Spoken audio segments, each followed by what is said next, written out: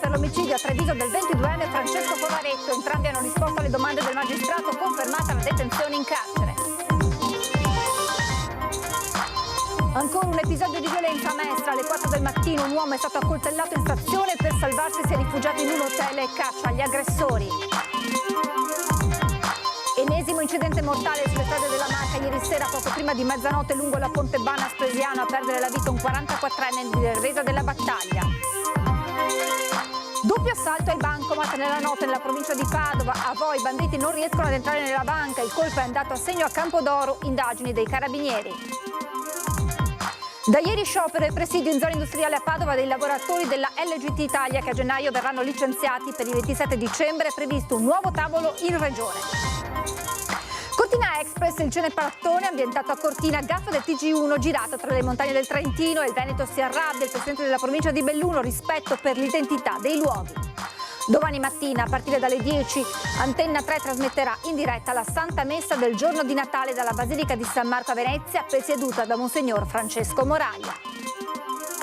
Buonasera e ben ritrovati con l'edizione regionale dei nostri telegiornali e buona vigilia di Natale a tutti. Apriamo con la cronaca, con l'interrogatorio in carcere questa mattina per i due maggiorenni accusati dell'accoltellamento di via Castelmenardo a Treviso. 2 ore per ribadire che con la morte di Francesco Favaretto loro non c'entrano nulla.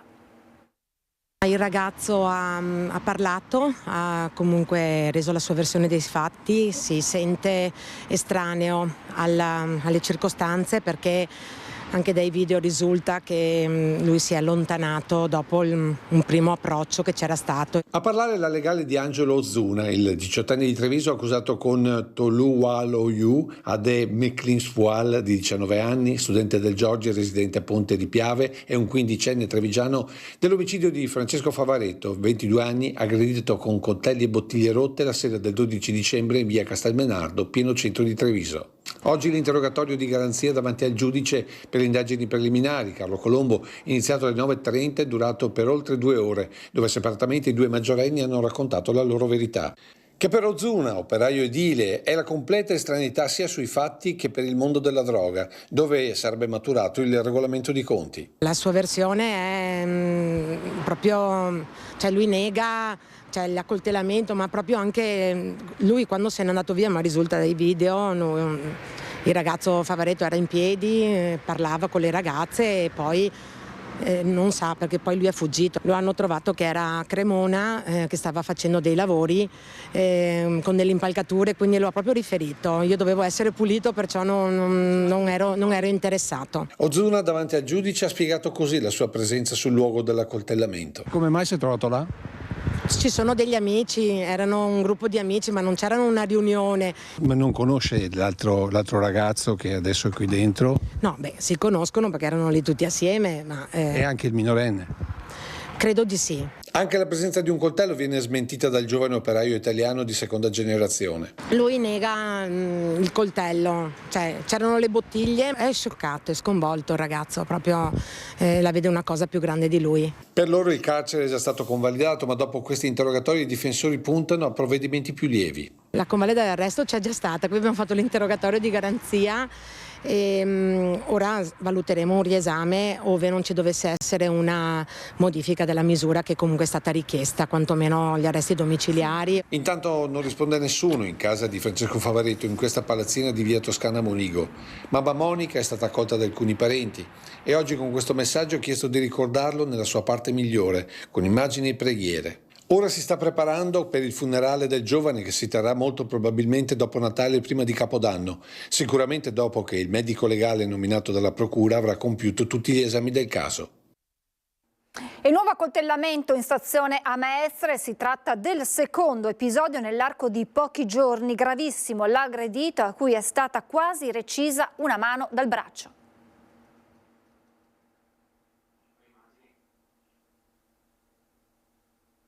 Allora, le immagini che state vedendo si riferiscono ad una rissa con mazze da baseball in zona Altobello a Mestre di un gruppo di giovani che stavano mettendo in allarme i passanti. Diverse le chiamate al 112 che segnalavano la presenza di ragazzi armati di mazze che si stavano sfidando tra le vie del quartiere. Il fatto sabato sera della scorsa settimana, 21 dicembre, quando 7 giovani sono stati intercettati, bloccati e denunciati dai carabinieri intervenuti grazie alle segnalazioni di cittadini e passanti. I ragazzi sono stati denunciati all'autorità giudiziaria con l'accusa dei reati di rissa e porto abusivo di armi. Recuperati e sequestrate 2 mazze da baseball, un coltello a farfalla e 2 bombolette spray al peperoncino. E adesso veniamo appunto all'accoltellamento in stazione a Mestre, gravissimo l'aggredito a cui è stata quasi recisa una mano dal braccio.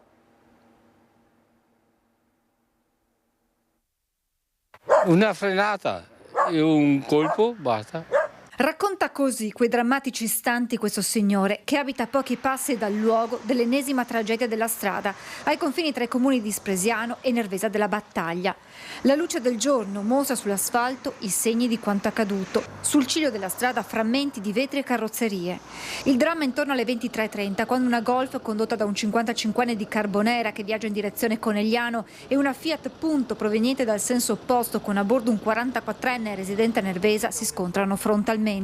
L'impatto è violentissimo, la Punto finisce fuori strada e si ribalta. Edward Sciacca, al volante dell'utilitaria, muore praticamente sul colpo a causa delle lesioni riportate. Immediato l'intervento del SUEM, ma i sanitari non possono fare altro che constatare il decesso del 44enne. Ferito, ma non in modo grave, il conducente dell'altra vettura. Sul posto per i rilievi i carabinieri impegnati ora a ricostruire l'esatta dinamica del sinistro. Sono ancora al vaglio chiaramente i comportamenti che hanno poi portato a questo evento tragico. Da una prima ricostruzione sembrerebbe che l'autovettura condotta dal 53enne abbia invaso la corsia apposta e che quindi abbia poi causato lo scontro frontale da cui il 44enne albanese è uscito in fin di vita. Edward Sciacca, originario dell'Albania ma in Italia da molti anni, papà di una bambina, lavorava nell'installazione di serramenti, infissi e coperture. Fino a qualche anno fa viveva in via Anasso, a Nervesa della Battaglia, dove lo ricordano quando usciva di casa per andare al lavoro. Una persona cordiale ma molto riservata. E questo servizio invece faceva riferimento all'incidente mortale accaduto ieri sera nella Marca tra Nervesa della Battaglia e Spresiano, costato la vita, l'avete sentito, ad un 44enne di Nervese. Allora adesso sì, vi mostriamo, vi facciamo ascoltare la cronaca di questo ennesimo accoltellamento in stazione a Mestre.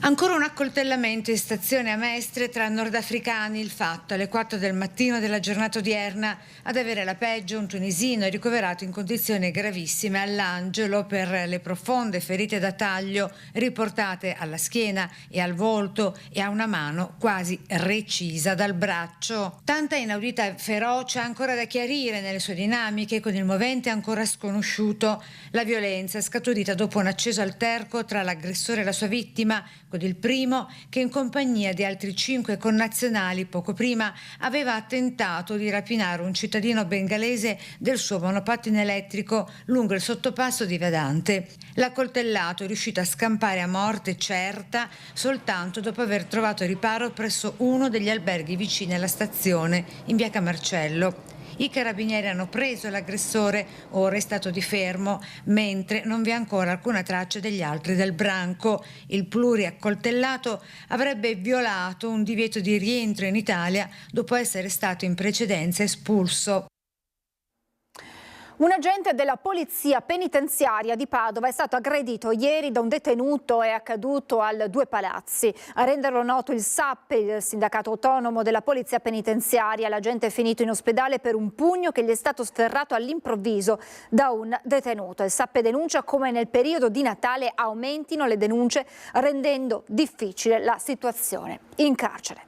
Doppio assalto ai bancomat nella notte in provincia di Padova. A Vo i banditi non riescono ad entrare in banca, il colpo invece è dato assegno a Campodoro, indagini dei carabinieri. Un boato fortissimo che ha svegliato gran parte del paese, quello udito questa mattina alle 5 a Campodoro. I banditi hanno usato una miscela esplosiva potente per sventrare lo sportello bancomat della filiale della Monte dei Paschi di via Roma. In pochi minuti sono riusciti a scappare portandosi via a quanto pare alcune cassette colme di denaro. Sul posto, allertati dai residenti, sono arrivati i carabinieri e il sindaco di Campodoro, Gianfranco Vezzaro. Oltre naturalmente ai carabinieri sono arrivati anche i pompieri per verificare la struttura, perché l'esplosione è stata un'esplosione molto forte, addirittura all'interno della banca, non solo all'esterno, ci sono danni ingenti e quindi insomma abbiamo fatto le verifiche, abbiamo fatto fare le verifiche del caso perché sopra ci sono degli appartamenti con naturalmente persone che ci abitano. Il bottino è in fase di quantificazione, quel che è certo è che l'assalto al bancomat non è stato l'unico nella notte del 24 dicembre nella provincia di Padova. I banditi esattamente un'ora prima hanno tentato un colpo a Vo nei Colli Ugani. Anche in questo caso è stato usato dell'esplosivo per far saltare la bussola della filiale che però ha resistito allo scoppio. I carabinieri stanno indagando, potrebbe trattarsi della stessa banda visto che sia a Vo che a Campodoro è stata vista fuggire un'auto scura. Abbiamo i varchi, quindi in entrata e in uscita dal paese e probabilmente la macchina, l'auto, il furgone, adesso non sappiamo di cosa si tratti, se sono passati sotto i varchi facciamo come dire lo sbobinamento e le verifiche del caso, i carabinieri comunque hanno le immagini già a disposizione. Altre telecamere sono posizionate in giro per il paese. Il sindaco di Campodoro lancia un appello ai suoi concittadini. Se ci fosse qualcuno che stamattina, visto che comunque l'orario era attorno alle 5:10, avesse visto qualcosa, qualche macchina, qualche soggetto girare, magari avvertano i carabinieri. Da ieri sciopero e presidio in zona industriale a Padova dei lavoratori della LGT Italia che a gennaio verranno licenziati. Per il 27 dicembre è previsto un nuovo tavolo in regione. Dal 1 gennaio perderanno il loro posto di lavoro e così nelle ore che precedono il Natale, un Natale che per loro e le loro famiglie sarà amaro, i dipendenti della LGT Italia SRL hanno iniziato lo sciopero sostenuti dalla CGIL che chiede alla magistratura di vigilare sui protocolli di legalità che riguardano gli appalti nel settore della logistica. LGT è una società che ha l'appalto per Autodis, che il gruppo fa parte anche Ricauto, la quale dopo solleciti e segnalazioni di illecito rispetto del contratto nazionale, differenze economiche, ha preso in carico questi lavoratori che erano alle dipendenze di Trasport, c'erano appalti, subappalti. Ad oggi ci troviamo su una situazione che il committente Autodis ha deciso, da nostre informazioni probabilmente, di dare questa attività dove sono coinvolte 40 persone a qualcun altro a partire dall'inizio dell'anno e ci ha lasciato con il cerino in mano e 40 famiglie per strada. Sono 40 i dipendenti che rischiano di perdere il lavoro. I licenziamenti infatti sono previsti solo nella sede di Padova e non in quelle di Modena e Brescia. L'appalto principale per il padovano fa capo a Ricauto, azienda specializzata nella distribuzione di ricambi auto, parte del gruppo francese Autodistribution. Autodis Italia, la capogruppo italiana e la sua controllata padovana infatti hanno confermato la cessazione dell'appalto al 31 dicembre.